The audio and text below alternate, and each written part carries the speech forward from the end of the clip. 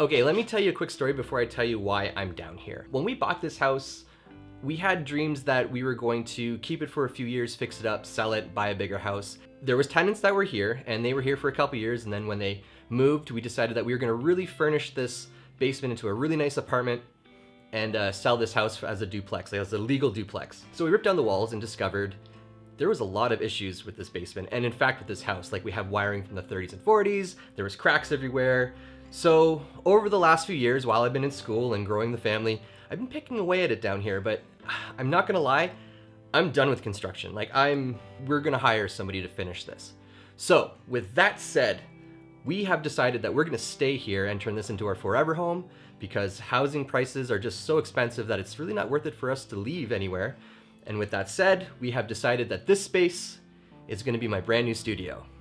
So in a couple weeks, we have a contractor coming in and they're gonna finish off the basement, get everything drywalled. I have designs set up for how we're gonna do it. This space is a very long space, so I'm gonna be building everything as an open concept studio. On one hand, we're gonna have where I have my mixing console, and then it's gonna divide up with like a sitting section, and then I'm gonna have where I'm gonna have my mics and drums and everything set up here. So pretty pumped about that. We have low ceilings, so we're gonna be spending a lot of time doing treatment in this space, building some diffusers, a bunch of absorption panels, so there'll be lots of YouTube content coming your way. But today, we are here to run Cat 6 cable through the walls. And the reason why we're doing this is I don't wanna have a bunch of XLR cables running around. We're gonna use this as our XLR snake. So I'm just gonna start running it, and it's just basically your Ethernet cable, but there's a lot of great advantage about using this over XLR. First reason is it's very affordable. One thing to think about when you're using this kind of cable is that you want to make sure that it's shielded and there's a ground. And the reason why is A, noise rejection, so it's just helping with anything that's coming through the walls, and B, phantom power. So if you just use a regular Cat 6 cable that's not shielded and with the ground line, you're probably gonna have an issue if you're running condenser microphones. So yeah, you just want to keep that in mind when you're buying this stuff. The other advantage with this is you can run long lines of this stuff and it's not going to degrade your signal like you would with XLR. I don't have a big space, it's not a big deal. My main reason is I think it's just going to clean everything up really nicely, especially if I'm going to be down here quite a bit. So anyways, I'm going to start running stuff down and yeah, see how it goes.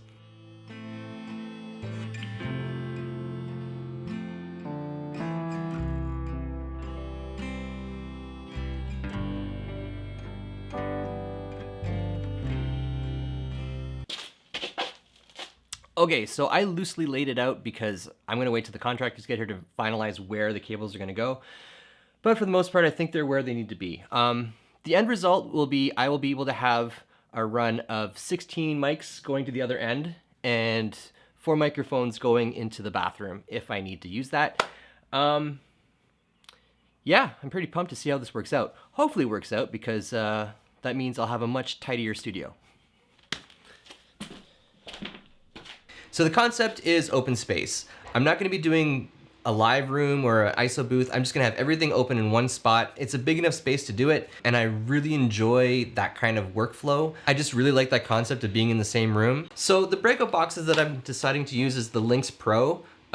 These are basically an Ethernet connection on one side that go to XLR on the other side. You can get them either male end or female end. I bought, I think, 6 of each. So I'll have lots of options. So depending on how I want to route it in the room, I can just grab a breakout box and off I go. Yeah, I could probably just plug the microphone right in, or I can just extend it an XLR cable if I need to. So at this point, I have to give a shout out to Glenn at Spectre Sound Studios. I'm sure you're aware of his channel. If not, I'll have the link below so you can go check out his videos. So anyways, I saw the video he did on this and it was amazing and I learned lots and it inspired me to try this out and go this route. So Glenn, if you're watching, thank you very much. This is awesome.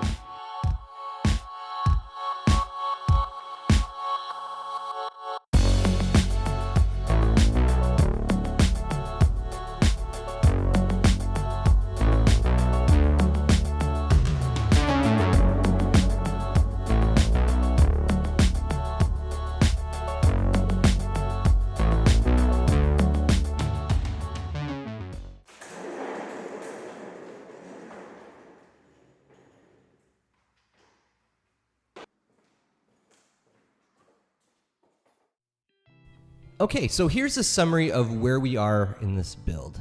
The The studio portion is pretty much done. Phase 1 is pretty much ready to go. This week, we're gonna sign off on all the permits. We have some stuff we gotta send into the city, but we have all that stuff. It just has to go off. And once that's approved, then that's it. I still gotta pick up things like the receptacles for the casings, and the contractors are still finishing up the bathroom, but the studio's done, which is great. So let me tell you a little bit on why we built it the way we did. The first thing that I mentioned earlier on is that this was an open studio concept. And the main reason why I decided to do that was because I've had sectioned off studios in the past where I have like the mixing room and the control room, and it's perfectly fine. And I find the studios that I really enjoyed working the best were the open concept studios where I'm working beside the artist. Plus, this is gonna serve as other things as well, not just a mixing studio and recording studio, but I'm gonna use it for YouTube and photography and all that stuff. So it's a big space, and I think I'm gonna be able to utilize it really well. So let's talk about sound a little bit on how we did this. For the most part, we didn't have to do much with the exterior walls. Because this is in a basement, there is concrete slab all the way around. So there's very minimal road noise that comes in. And I live on a busy street, so this is pretty quiet. The main concern that I have is the kids, my kids upstairs. Before we had this ceiling, you can hear everything. Whenever they're yelling, whenever they're running. I also want to be doing drums down here, and I don't want to be bugging them all the time either. What we did was we packed in between the joists with rock wool. We did about 2 layers. We were able to get quite a bit in there. And then we used resilient strips. Resilient strips all the way down. And what we do with that is instead of drywalling directly into the joist where the sound can transfer from the drywall to the joist to the floor above, it creates a bit of an air gap, which is surprisingly really good. I was surprised just by doing the rock wool and the resilient strips how much noise has been cut out. The kids can be upstairs and they can be having a temper tantrum, and I don't hear a thing. It's fantastic. And right now, because it's a long, big space and it's really empty, there is a lot of reverb. It's kind of cool. Like, hello? Hello? Yeah, it's pretty long, which is, might be fun to mess around with. So what I'm gonna do to deal with that is we're gonna be building a shit ton of diffusers and absorbers down here just to kind of really absorb what's going on. So the plan is I'm gonna start off building corner diffusers, floor to ceiling, on all the spots to help with the bass a little bit. I'm not noticing much of a bass issue right now because of how long the space is, but once I get a loudspeaker down here, I'm sure it's gonna become very apparent. So I'm gonna be doing 1, 2, 3, 4 of those, and pretty much every 2 to 4 feet, there'll be an absorber panel, 2x4 hung all the way around. And I'm hoping that will take care of it quite a bit. I'm not gonna be putting anything on the ceiling yet, because this doesn't have high ceilings. I think that might be an issue. So we will come to that bridge when we get there. But right now, if I can do that, and I'm gonna build a giant, hopefully a giant diffuser in the back where we'll be doing a lot of the tracking for drums if need be, but yeah, it's coming along pretty good. So I think that's gonna be the end of my first part of the studio build. Oh, before I forget, we have the Ethernet, the Cat 6 cables already run, and everything's working, so those cables are nice and neat. I'll be able to mic up my desk up here when I build the desk, and mic a drum kit or guitar amps, and there's no cables lying around, which is fantastic. So anyways, I hope you liked this video. Please like and subscribe, and stay tuned for part 2 when we start building some absorbers. Take care, everyone.